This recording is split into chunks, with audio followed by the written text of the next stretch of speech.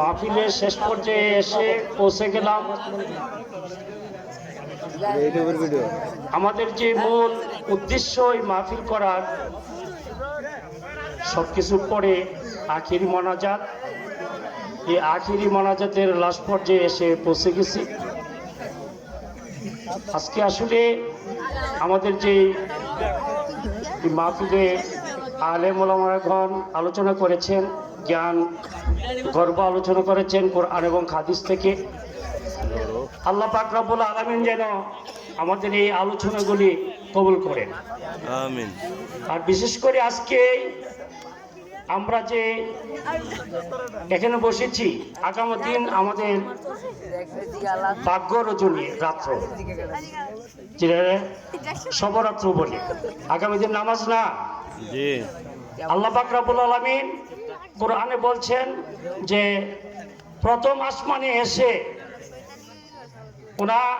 ওনার বান্দাদের মনের আবেগ শোনার জন্য 1 বছরের বাজেট, সংসদে যেমন 6 মাস বা 1 বছরের বাজেট করে, আল্লাহ পাক রব্বুল আলামিন আগামী দিনের যে রাত্রটা 1 বছরের বাজেট করবেন। কোন আলহামদুলিল্লাহ। আমরা কি কালকে গিয়ে আমরা ঘুমাইবো না আল্লাহর কাছে চাইবো? কেমন ঘুমাইতে হইব, কেমন সারা রাত্র ঘুমাইবো, সারা রাত্র চাইবো। আপনার এই জীবনে যত বিপদ আপদ, যত মুশকিল, টাকা পয়সা, আপনার ছেলে মেয়ে, আপনার বিভিন্ন ঝামেলা, যত কিছু আছে, এই সব কিছু কালকে রাত্রে ফায়সালা রাত্র। আলহামদুলিল্লাহ। আমরা কি ফায়সালা আজকে যদি এখানে আমরা একটা মিটিং বসি কোন একটা বিষয়ের উপরে, আমরা সবাই মনোযোগ দিয়ে শুনবো না মিটিংটা? কালকে আমাদের এই রিজিকের ফায়সালা, বিপদ আপদের ফায়সালা আগামী দিন রাত্র। এটা কার? স্বয়ং আল্লাহ। আল্লাহ পাক রব্বুল আলামিন এই রাত্রটাকে 1 বছরের বাজেট হিসাবে আল্লাহ পাক রব্বুল আলামিন বরাদ্দ করবেন। সুবহানাল্লাহ। কেউ যদি মন্ত্রিত্ব হয় সেটাও সে চাইলে পাইব, সেটি আল্লাহ পাক রব্বুল আলামিন কবুল করবেন। কেউ যদি লক্ষ লক্ষ কোটি টাকা চায় সেটাও পাবে। কেউ যদি বিদেশ যাবে, ইউরোপ আমেরিকা, সেটাও আল্লাহ পাক রব্বুল আলামিন কবুল করবেন। কারণ আল্লাহ তো অঙ্গীকার করছে, হুজুর, আল্লাহ অঙ্গীকার করছে যা চাইবে তাই পাবে। এটা কি কোন মানুষের কথা? কোন বাংলাদেশের কোন এমপি মন্ত্রীর কথা? আমেরিকার কোন এমপি মন্ত্রীর কথা? তাইলে অবশ্যই এই রাত্রটাকে একবারই গুরুত্বের সাথে সন্ধ্যা থেকে ফজর পর্যন্ত আল্লাহ পাক রব্বুল আলামিনের কাছে চাবেন। আল্লাহ পাক রব্বুল আলামিন কবুল করবেন। আমিন।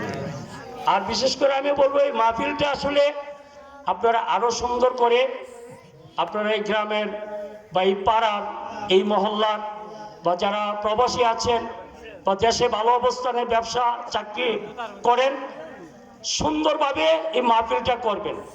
কেননা এই মাহফিল করায়, যেমন আজকে যে দানগুলি করেছেন, টাকা 5,000, 10,000, 1,000, 500 টাকা দিচ্ছেন, এটা আল্লাহ পাক রব্বুল আলামিন বলতেছেন যে এই ছোট্ট একটা দান যে করছেন, এই দানটা কালকে আমাদের মাঠে আপনার বাবা মার নামে, এটা আল্লাহ পাক রব্বুল আলামিন আজকে থেকে এটা লালন পালন করবে, কিয়ামত পর্যন্ত পালবেন।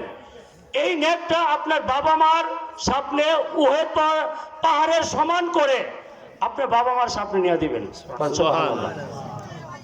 বাবা মা বলবে যে এটা আমি এই ইবাদত করি নাই, এই নেক করি নাই, এই সব করি নাই। তখন বলবে যে না, আপনি যে সুসন্তান দুনিয়ার জগতে রেখে দিয়ে আসছেন, তারা আপনার নামে এই টাকাটা খরচ করছেন, মাহফিল করছেন, তার জন্য তার বিনিময়ে এই নেকটাকে আপনার কাছে উহুদ পাহাড়ের সমান করে এনে দেওয়া হয়েছে। সুবহানাল্লাহ। তাইলে কি মাহফিলটা কি উপকার আসবে কিনা? আসবে।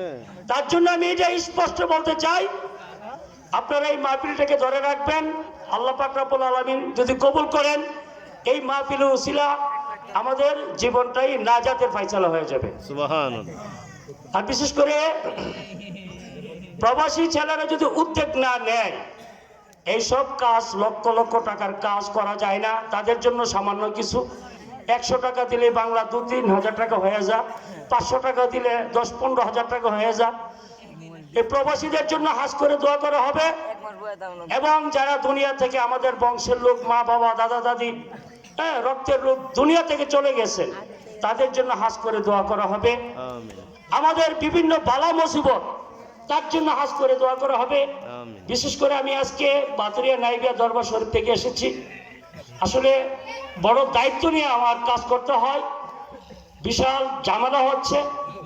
আপনার কাছে দোয়া চাই, আল্লাহ পাক রব্বুল আলামিন যেন আমার উপরে মেহেরবান হয়, আমার যে পরিপূর্ণ কাজগুলি যে করতে পারি। দরবারের মাঝে আমি একটা মসজিদ করার প্রক্রিয়া নিয়েছি, হয়তো 2 থেকে 2.5 কোটি টাকার কাজ ইনশাল্লাহ হবে। মাজারের কাজটা প্রায় 1 কোটি টাকার কাজ, এটা প্রায় শেষ পর্যায়ে। ওইটাও আশা করি কিছুদিনের ভিতরে হবে। আপনারা হাজ করে দোয়া করবেন আমার জন্য, আমার বাবা মা দাদা বড় বাপ, আমাদের বংশের জন্য, এই আওলাদে ওলির জন্য হাজ করে দোয়া করবেন। আসসালামু আলাইকুম ওয়া রাহমাতুল্লাহি ওয়া বারাকাতুহু।